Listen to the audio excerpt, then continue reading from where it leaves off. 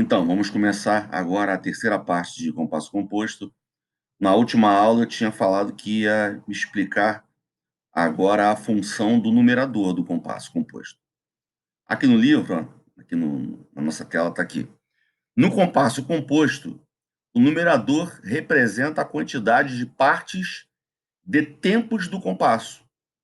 Ou seja, eu havia falado anteriormente que o numerador do compasso composto não representa a quantidade de tempos do compasso, porque 6 por 8, se 6 representasse a quantidade de tempos, 6 não seria binário, seria um compasso senário. Senário é um compasso de 6 tempos, perfeito? E não é o caso. Então, sendo mais específico ainda, deixa eu repetir aqui a frase, vamos ler de novo.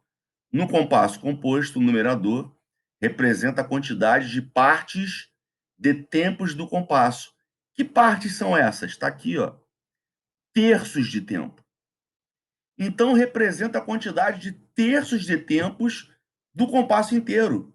6 por 8, eu tenho 6 terços que preenche o compasso. Então, se eu sei que cada parte é um terço, né? Porque eu sei também que o denominador representa a figura que vale um terço, então a cada 3 figuras eu tenho um tempo. Se eu tenho 6 no total, 3, um tempo, 3 mais um tempo, então eu tenho 2 tempos no total. Perfeito? Se eu dividir 6 por 3, dá 2. E isso indica o compasso binário. Se eu tivesse aqui um numerador 9, né, que é o compasso ternário, se eu dividir 9 por 3, dá 3.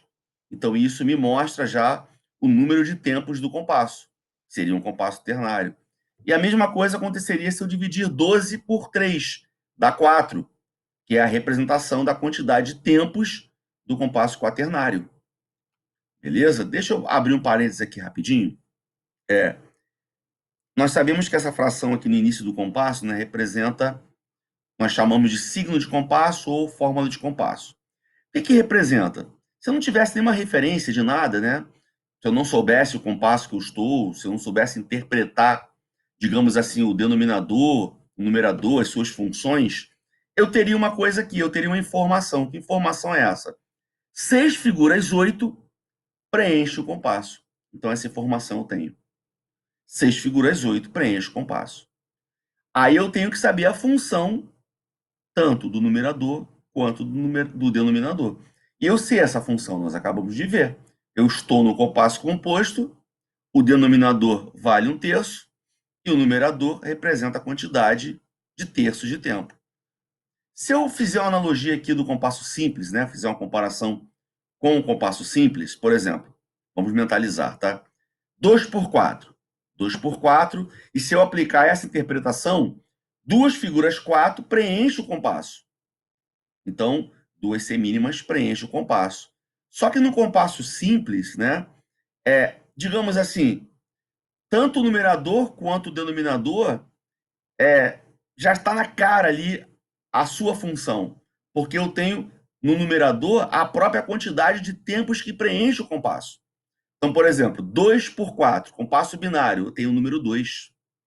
E no denominador, a própria figura, ela representa a figura que vale um tempo. Então, a interpretação fica muito mais fácil no compasso simples, né? Outro exemplo, 3 por 4. 3, ternário. O próprio número já representa a quantidade. Figura 4, semínima, figura que vale um tempo. Então, eu já tenho também a própria unidade de tempo ali, de braços levantados para me saber que é ela, né? Enquanto que no composto, repetindo mais uma vez, não. Eu tenho o denominador, que equivale à figura de um terço de tempo, e o numerador, a quantidade de terços de tempo. Tá ok? Eu dei essa aula agora só para nós massificarmos. Na próxima aula eu vou falar da unidade de compasso do compasso composto.